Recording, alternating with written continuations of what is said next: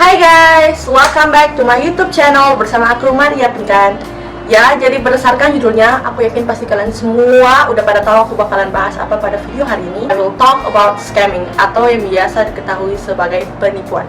Penipuan ini biasanya dilakukan oleh pihak lain kepada orang lain atau grup yang lain yang bisa merugikan, entah itu secara finansial atau I don't know, maybe other stuff. I hardly know about that. Yang aku tahu itu biasanya merugikan secara finansial.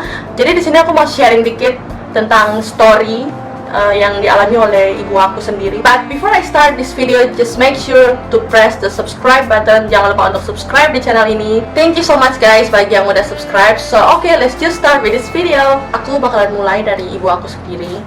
Jadi ini orangnya scammingnya itu mulus banget sih, kalau bisa dibilang mulus banget. Aku nggak tahu, mungkin bagi orang tua kayak ibu aku mungkin mereka anggap scammingnya mulus banget, tapi bagi anak muda yang umur-umuran kita 20-an gini mungkin udah pada tahu modus dari chat orang tersebut bakalan bertujuan kepada scamming. But who knows, setiap orang memiliki perspektif yang berbeda-beda. It's all started ketika ayah dan ibu aku mau bercerai. Saat itu ayah dan ibu aku udah pisah rumah.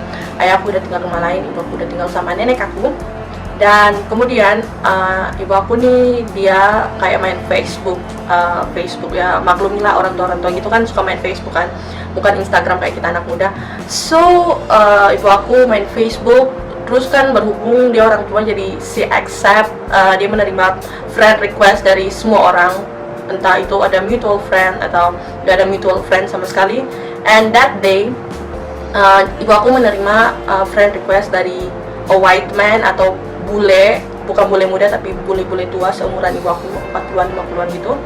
So oke, karena kalian tahu kan kalau orang di Indonesia itu kalau misalnya bule, aku nggak mau hina atau gimana, bule aja, bule tua atau bule muda baru ngirimin friend request, we are like freak out. Kita kayak oh my god ada bule yang kirim aku friend request. Oke, aku mau terima, siapa tahu aku bisa berkawan sama bule gini gitu kan. Orang Indo kan biasanya suka flex, apa bahasa Indonesia, suka pamer gitu kan kalau kita punya teman bule or white people. So oke, mama aku accept friend request dia. Dan aku nggak tahu, beberapa lama kemudian ibu aku langsung hubungi aku. Dia tuh selalu video call tiap hari. Tiba-tiba ibu aku bilang, hey kamu tahu nggak, aku lagi chat sama laki-laki bule, dia tuh orangnya baik banget. Terus aku tanya, bule muda atau tua? Terus mama aku bilang, bule tua, seumuran kayak aku, single father, punya anak twins, anaknya kembar dari Kanada. And I was like, oh Kanada tuh jauh banget. Terus mama aku bilang, it's okay, but he promised me, dia janji sama aku kalau suatu hari dia bakalan datang. Soalnya mama aku udah cerita juga masalah keluarga aku untuk pria bule itu. Katanya mama aku nih rumah tangganya udah di ujung tanduk, udah mau divorce, udah mau cerai. Dan juga in that case, pria bule itu juga sharing the same story, yaitu dia udah bercerai sama istrinya, istrinya selingkuh, dan sekarang dia mendapatkan hak asuh terhadap 2 anak kembarnya. So my mom was like, apa ya bahasa Indonesia, kayak melting gitu. Kayak mama aku kayak oh my god, finally aku ketemu laki-laki yang perhatian, baik, bule juga, dan memiliki same story as me, memiliki background story yang sama kayak aku.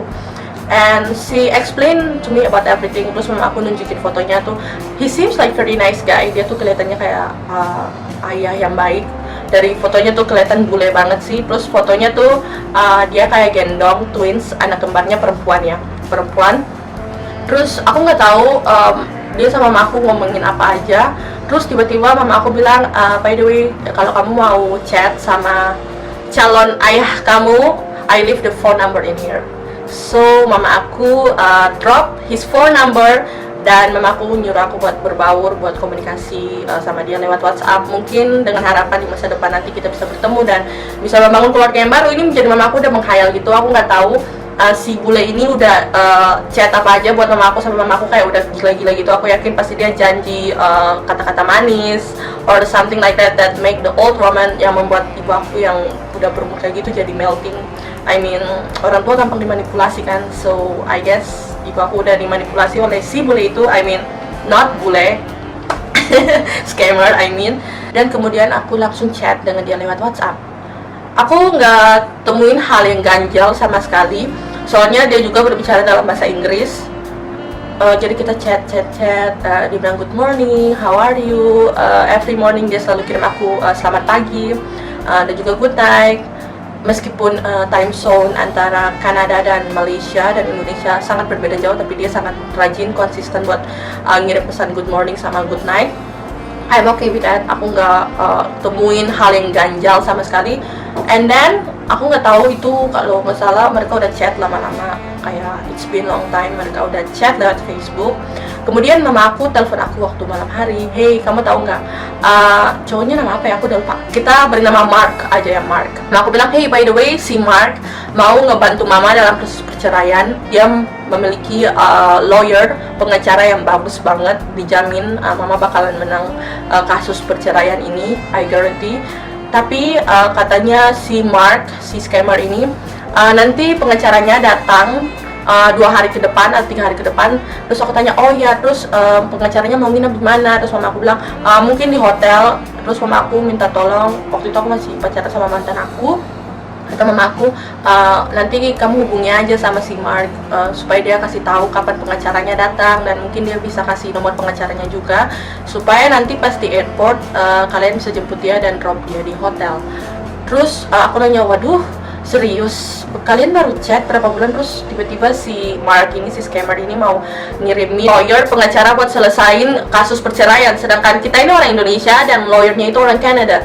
Gak mungkin kan, pasti hukumnya beda banget. Oke, I get it, mungkin sebagian orang berpikir dia bisa sewa translator, something like that, but I'm not really sure. I think that's a big lie. Terus aku kayak udah mulai rasa ada yang aneh. Terus aku mulai cuekin mama aku. Mama aku bilang, hey kenapa kamu nggak angkat telepon aku?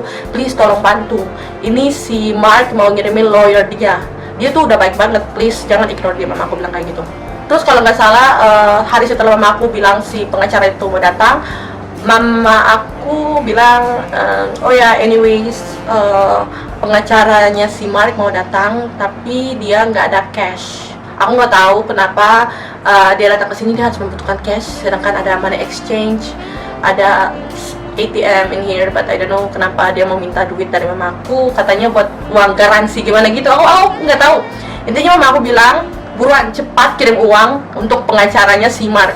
Mama nggak mau tahu. Pokoknya mama mau pengacaranya Mark datang, selesaikan kasus cerai, dan juga mama bisa ketemu sama si Mark, si scammer ini, as Canadian or whatever. Terus aku bilang, oh what? Kirim uang? Terus aku tanya, berapa? How many amount? Berapa jumlahnya yang aku harus kirim? Terus mama aku bilang, ratusan ringgit, aku udah lupa, 300 ringgit ya, if I'm not mistaken. 300 ringgit itu 1 juta lebih, or maybe 1.200.000. And I was like, hah? 300 ringgit? Kenapa aku harus kirim 300 ringgit?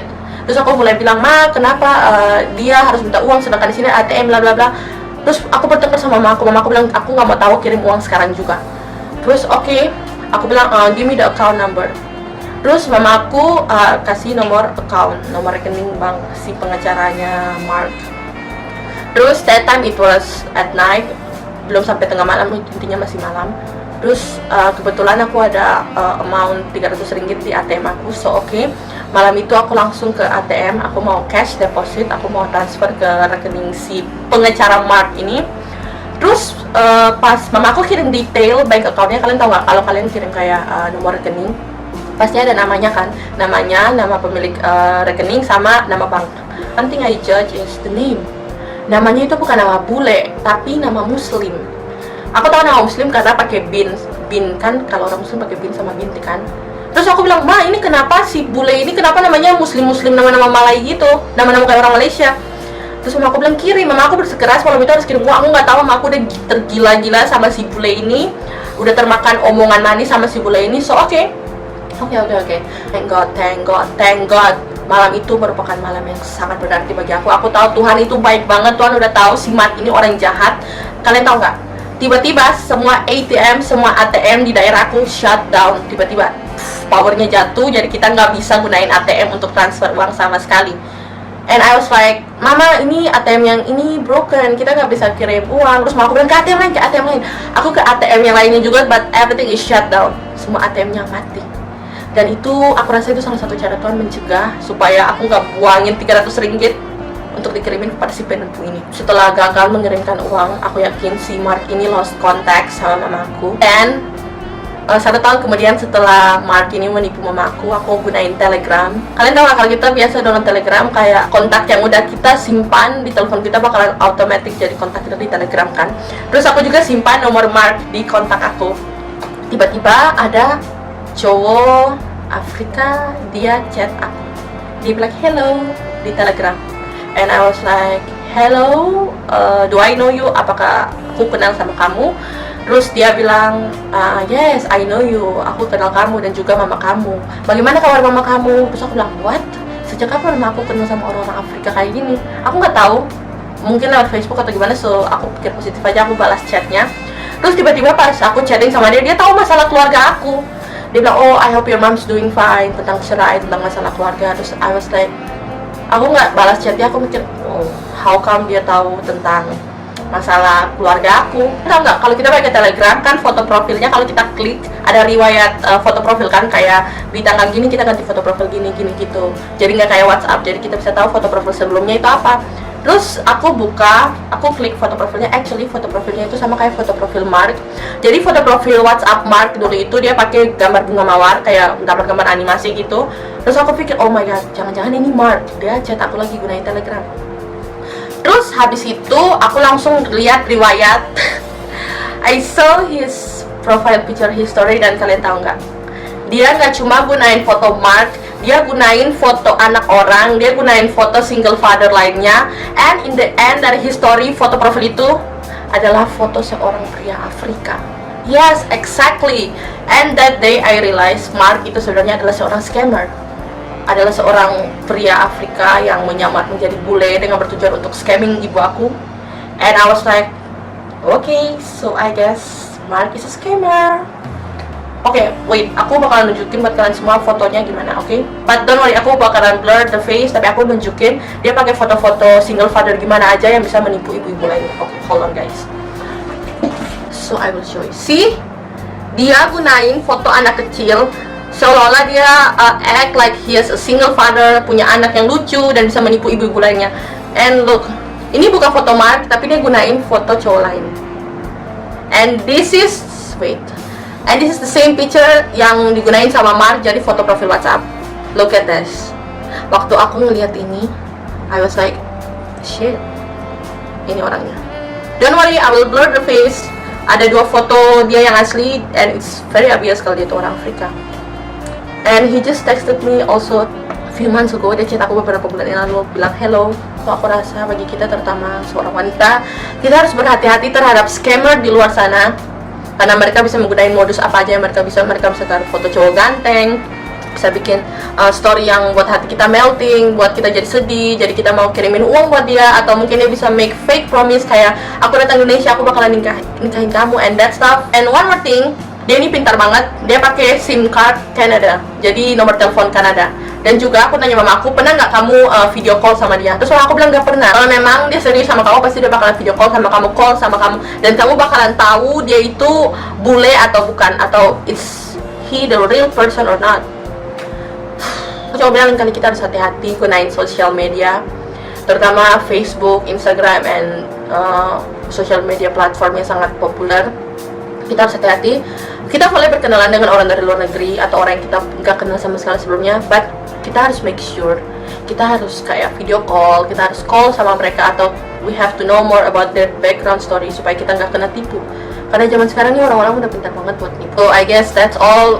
Aku sharing pengalaman scamming ini.